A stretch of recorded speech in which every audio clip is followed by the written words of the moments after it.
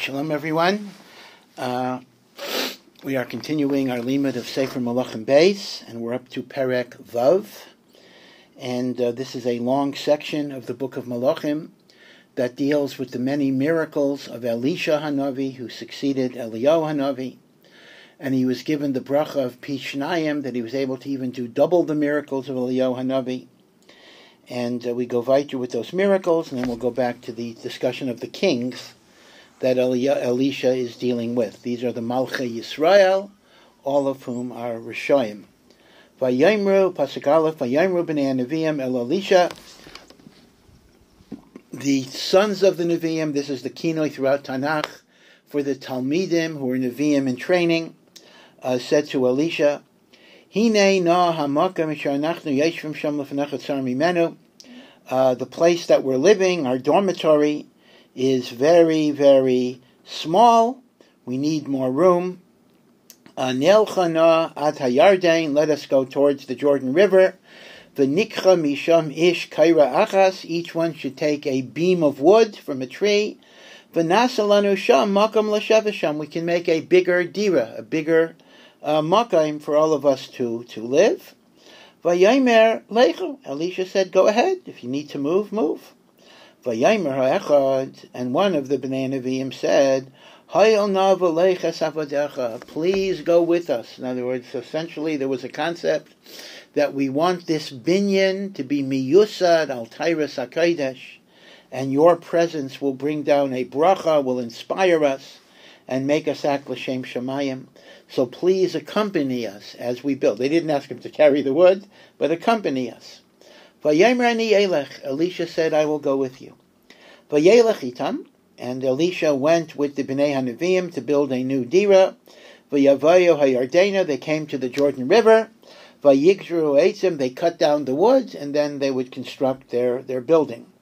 Vayhi ha'echad ma'pil ha'kaira, as a person was cutting down the wood with an axe. V'yasa barzel nafal alamayim, so the axe head got detached from the handle, and the axe head fell into the Yarden River. It sank. Vayitzak, vayimer, aha, adayni, v'hu Shaul. So the person cried out, and he said, alas, my master, speaking to Elisha, hu Shaul, this was a borrowed axe. It does not belong to me. And if it does not belong to me, I will be chayav to pay for it. And Mimela, I'm in big trouble because I'm an ani, I don't have money to pay. One could analyze this. Indeed, the halacha is that a shayel is chayav even for an einus, even if there would be a fire, an earthquake, a shayel is chayav b'einsin, and kal v'chaymer geneva v'yaveta. But there's one thing a shayel is not chayav for, and that is what is called meisa machmas malacha. If the article deteriorated or was destroyed or the animal died, if it was in the ordinary course of doing the malacha. So it's interesting, one could don such a shayla, if I borrow an axe and I'm cutting the wood the way you normally cut wood, but because of the wood cutting, the axe head gets loosened on the handle and flies away and falls into the water, so the emes is it so pashut that I'm chayiv to pay? Maybe that's called Mesa Machamas Malacha. So I think the answer would be this. If the axe itself got damaged because you're cutting it in the normal way, that would taka be Mesa Machamas Malacha. But here, the hefsed is not from the cutting. The hefsed is because it fell into the water. Falling into the water is not something that is directly connected to the maisa of cutting. Maybe it blibes an einus, but it does not blibe mesa machamas malacha. It didn't get destroyed because of the malacha. Memela, the shayel is going to be chayav. So the person is worried, I don't have the money to pay. I don't know how much an axe costs, but apparently it was more expensive than this person could afford. Vayomer ish Elokim. This is the term we use for Elisha, the man of God. Vayomer ish Elokim. Ana nafal. Where did it fall? Show me the place in the water where it fell. Vayareyu es hamakayim, the person showed him the place, vayiksavetz, Elisha took a stick and he carved it, vayashlech shama, and he threw the stick into the water, and miraculously, as the stick was sinking, there was a nace that the barzel started floating. It's almost as if the wood and the metal exchanged, because wood can often float on top of water because it's lighter. Metal will tend to sink, but somehow there was a kayach in the eitz that it took from the barzel, and it was shakeya, and that caused the barzel to now float up. Again, this is treated as a nace. Vayomer, and Elisha said to the Talmud, Hareim lach, pick up your axe. Vayishlach yadai v'yikacheyu, and he picked up his axe. So, this is an interesting point. Again, we don't have time to be ma'ayin. This was a miracle, but this was not a miracle for Klal Yisrael. This was not Eliyahu Bahar Carmel. This was a miracle to help somebody retrieve his axe. Like Mabakach, this was a private miracle. So you see, Taka, from this, and other rayas as well, that in this tekufa of Nevuah, the Navi had kaichais not only for the benefit of Am Yisrael or something important like a Kiddush Hashem, Eliyahu Bahar Carmel, but even stamazai for little things. HaKadosh Baruch Hu gave us the kayach of Navi. That's you see this earlier in the book of Shmuel, that when Shaul needs to look for lost donkeys, he goes to a Navi. If you didn't know where your car keys were, you go to a Navi. Now there, it is a little different, because there you're going to the Navi who will know b'nevuah where your car keys or where your donkeys are, but there was no miracle. Here you see, I think, even a bigger chiddush, that not only will the Navi get a yediyah derech nes, but the Eibishter will give the Navi even a kayach, a yediyah b'derech nevuah. Not only will he get a yediyah b'derech nevuah, but here you see that the Navi will even be given the kayach to do a nes mamish. Okay. And that's the gift that HaKadosh Baruch Hu gave us when there was nevuah. Now, we then go back to the fact that we're dealing with the northern kingdom, and the primary enemy of the northern kingdom is Aram, which is more or less modern-day Syria. Some things don't change. Umelech Aram haya nilchem b'Yisrael. The king of Aram was always waging war against the Jewish people. The Malchus Yisrael, the northern kingdom of the 10 tribes. Vayivoitz el avodav lemor el makam pleni almoni tachanosi. And he came up with a battle plan that we're going to go to such and such a place and set up our camp, and then we will ambush the Jews. Now, so again, the pasuk is telling us Elisha bin Nevuah knew where they would be going. So Vayishlach ish Elokim el melech Yisrael lemor. Elisha sent a message to the melech Yisrael. He shamer me'avor hamakam hazeh. Do not take your armies past that place, because that is where the Aram is waiting in ambush. Kisham Aram nechitim. Aram, Syria, is waiting in ambush in that place. Vayishlach melech Yisrael el hamakam asher amar lo esh Elokim v'hisiro v'nishmar sham. And the melech Yisrael sent a message to all of his troops that they must avoid that place. And this didn't happen one time or 2 times. It happened many times. Every time the Melech Aram was miyached a place from which to ambush the Jewish army, the Jewish army always knew where to avoid, because Elisha told them that is where the enemy is waiting. Vayisoyer, pasuk Yud Aleph, Vayisoyer leiv Melech Aram al hadavar hazeh. That the king of Aram was very disturbed. What's going on here? How come the Jews never go by the place where I am? Vayikra el avodav, he called his avodim, v'yomer aleim, haloi takidu li mi mishelanu el melech Yisrael. So he thought, quite logically, that there's a spy. I need to know who among our people are informing the melech Yisrael where we are encamping. Vayomer echad me'avodav, and one of the avodim said to the melech Yisrael, Lo Adoni HaMelech, it is not as you think, my master the king.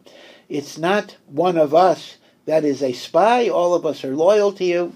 But ki Elisha hanavi asher b'Yisrael yagid lamelech Yisrael asadvarim asher teraber b'chadar mishkavecha.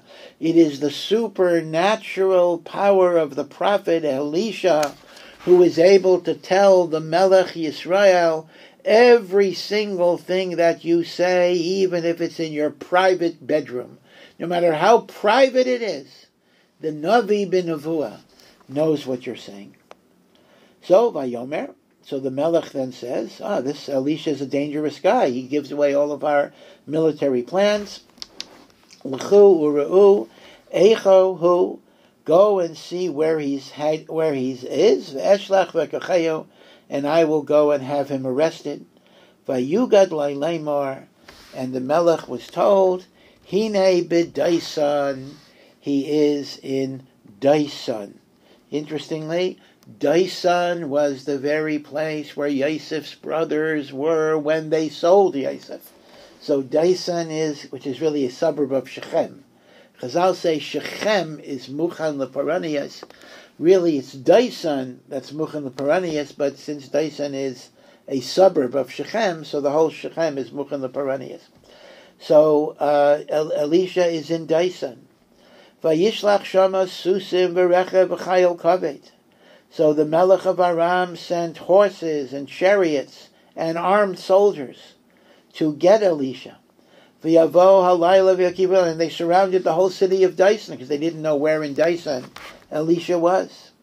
Vayashkei mishareis ish elokim lakum, when the servants of the Ish Elokim got up. This seems to be Gehazi, although Gehazi right now is a Mitzayra, but he still remained as Elisha's servant.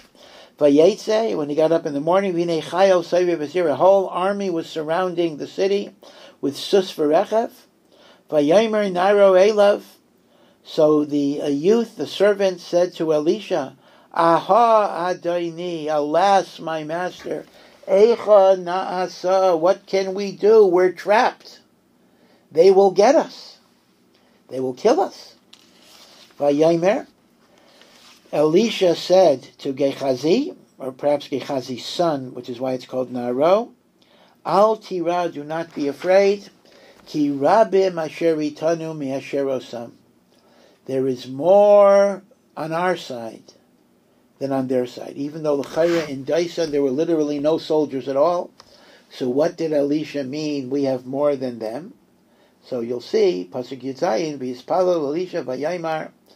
Elisha was mispalel, and he asked Hashem, v'yaymar, Hashem HaKadosh Baruch Hu, b'kach na es einav.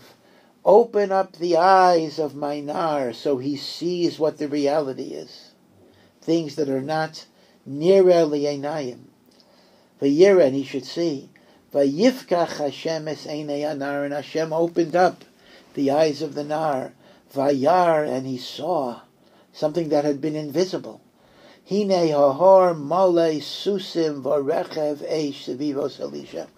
That surrounding Elisha, the whole mountainous area, was filled with horses and chariots of fire. These are the malachei Ashares. In other words, the Aram didn't see it either, but this represents the siyata dishmaya, the kayach of Hashem, that will be miskaber over the enemy, in which is infinitely more powerful than the enemy. Vayerdu elav, and when the susim and the rechev of Eish came down min hashamayim, v'yispalel Elisha, Elisha made a second tefillah. Vayaymar, hachna es hagoy hazeh b'sanveirim. So it's interesting.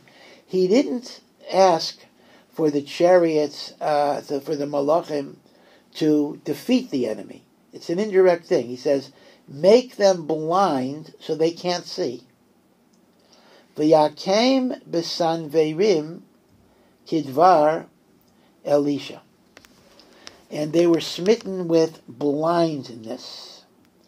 Now Rashi understands here that sanveirim does not mean blindness. They could see, but it means confusion. They didn't know where they were. They lost their orientation.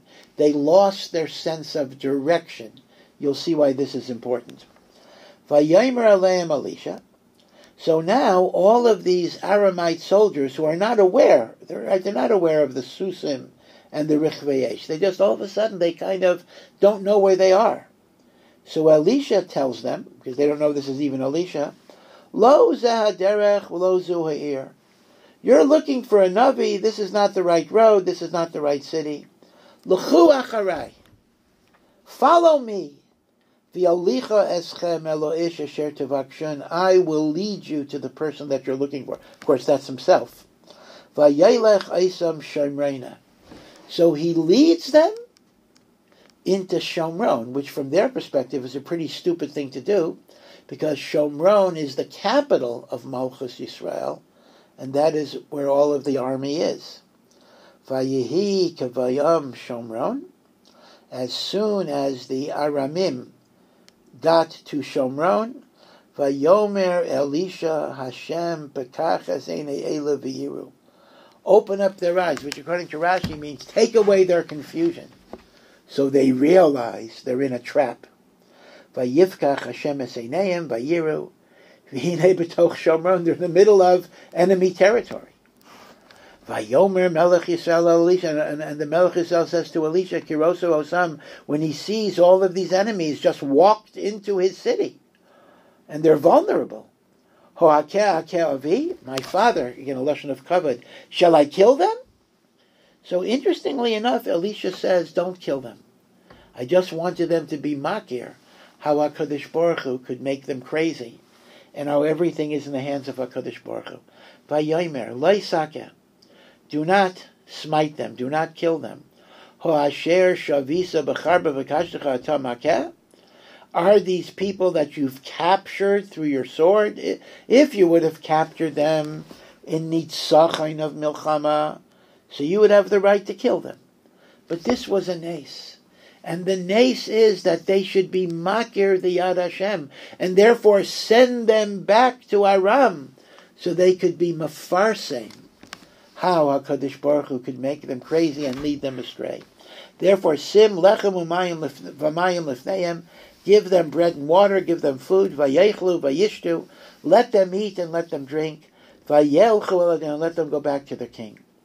Vayicholem keregadayla, and indeed the Melech himself prepared a big meal for them, vayechlu, vayishtu, they ate and they drank, vayishalchem, and they were sent back to Aram, Vayelchu el adonaihem, v'lo yasfu od gedudei Aram levo be'eretz Yisrael. So in other words, what had been going on is not an organized war.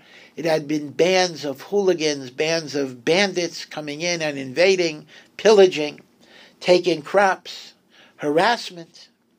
And from that time onward, they were no longer harassing. They stayed in Aram.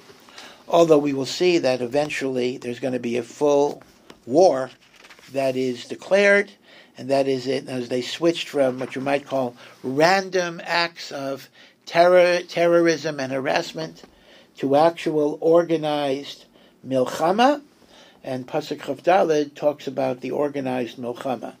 Vayhi acharei chen, eventually what happened was, Vayikbaitz ben Hadad melech Aram, ben Hadad, who was the king of Aram, gathered together as Kol Machaneu, Vayal V'Yasser al Shomrein. He is now besieging the capital Shomron. And at the time, Vayhi Rav Gadol b'Shomrein, at the time there was a big famine in Shomrein. V'hinei tzorim Allah hadi yisreish chamor b'shmeinim kesef, v'reiva hakav divyainim b'chamisha kesef. This starvation in Shomrein, this is both a natural famine, and because of the siege of Ben-Hadad that did not let food in, the starvation was so high that even the head of a donkey carcass, now a donkey is, number one, a treif animal, and number two, not very appetizing anyway, that to buy the head of a donkey for the little bit of meat that it had would cost 80 pieces of silver, and a fourth of a kav of pigeon dung. This is the tsaya of a yaina, the zevel of a yaina. Chamisha kesef, people would pay 5 pieces of silver just to eat the excrement of a yaina. This is tremendous starvation. Vayhi melech Yisrael over alachayma, and at one point during the siege, the melech Yisrael had climbed up on the wall of Shomrein. to see what the enemy was doing. V'isha tzaka elav, and a woman from the ground cried out to him, Lamar, Hoshia Adoni HaMelech, save me, master the king, take care of me. Vayomer, and the king said, Al Yoshiech Hashem, me'ayin Oshiech. If God does not want to save you, because we're all starving here, what can I do? Hamin hagayrin o min hayekef? Can I give you grain from the threshing floor or wine from the winepress? There's nothing to give you. Vayomer la melech malach, and the king said, what is your specific story? I can't really help you, but you can tell me your story. Vataymer, and the woman said, Hoisha zeis amr laitni esbenech v'nochlenu ayim v'esbeni neichal machar. A woman approached me, and a woman said, let us eat your son today. Cannibalism. Now this may mean we'll kill the child, or it may mean the child already died and we'll eat him. Let's eat your child today, and in exchange, I'll give you my child, and you can eat my child tomorrow. And the woman tells the king, Vanavashel espeni, we cooked my son, again, he may already have been dead, Vanochleo, and both of us ate the flesh. V'yomar elah b'yom ha'acher, and on the next day I said to her, Tini esbenech, give me the body of your son, V'neichlenu, and we can eat it. Keep your deal. V'tachbi esbenah, and the woman is reneging on her commitment. She is hiding, even if it's a dead body, she is hiding the dead body of her son. So Melech, I want justice. Make the woman give me her son so we can eat it together. Again, it's not clear if the mother that's withholding the son is because she loves her son, or if she wants to eat the whole thing for herself. Vayehi kishmaya hamelech estivrei hoisha. When the melech heard how bad things are, that people are literally eating their children, as the Torah foresaw in the Teichacha, vayikra es begadav, he ripped his garments. V'hu eiver al ha'chayma, and he was walking on the wall. Vayara'am v'nei sak al basara mibayis. In other words, he ripped his outer garment, and people saw that under his outer garment was sackcloth. So it's a double tinus, a double penance, a double tsar, that even though this melech is a Rasha, but there are moments of his Eiris Teshuva from these Yisurin. Vayaymer, and the melech says, Ko yasa li elakim b'ko Yosef, may God punish me, im yamaid reish Elisha ben Shafat alav hayim, if Elisha will keep his head today. In other words, the melech blames Elisha, because there's nothing the melech can do to take off the Rav. But the melech knows that Elisha has this kayach, just like Eliyahu had this kayach. And if Elisha is letting people starve, Elisha doesn't care enough. So says the melech, I will kill him, because he has not been mispalel for the generation. And the pasuk goes on, the Elisha Yoshe Bebeis, Elisha was sitting in his house, Askenim Yoshe Mitai, the elders, the chachamim, the tzaddikim of the door were sitting with him. Vayishlach ish milafana b'terem yavo amalach elav, and a man came to tell him, to warn him that a shaliach of the king is going to come to arrest him. V'hu amar el zakenim, and Elisha said sarcastically to the zakenim, Hara'isem ki sholach ben hamaratzeach hazeh, have you seen that this son of the murderer, because this is Yehiram is Achav's son. Achav was a murderer. Achav killed Navais for the vineyard. So Elisha is saying, this son of a murderer wants to murder me. He's following in his father's ways. Ru'u kivaya malach. When the shaliach of the melech wants to come into the house, Sigru adelas, close the door, ulechatztem oso badelas, throw him out of the house, or keep him out of the house. Hello, kol raglei adonav acharav. I know that his master is following after him in order to kill me. And indeed, Odena midaber imam, the emissary, not the emissary, but the Talmud that was giving Elisha the information was speaking. V'nei hamalach yored elav, the king's emissary came. Vayomer, hine zos hara miyes Hashem, ma eichel lashem ait. And the melech is decreeing. So the melech is going back and forth. On one hand, he's a Rasha. He wants to kill Elisha. On the other hand, he knows he needs rachamim from Hashem. And the melech says, this this famine has come from Hashem. Ma eichel Hashem ait. What can I hope for? There seems to be no hope. There's nothing that can be done. And although the door is blocking him, there's the malach, the shaliach, and the melech. Elisha is going to give them a message, again through the door, so to speak, in which he will give them a message from HaKadosh Baruch Hu. This is the end of Perek Vav.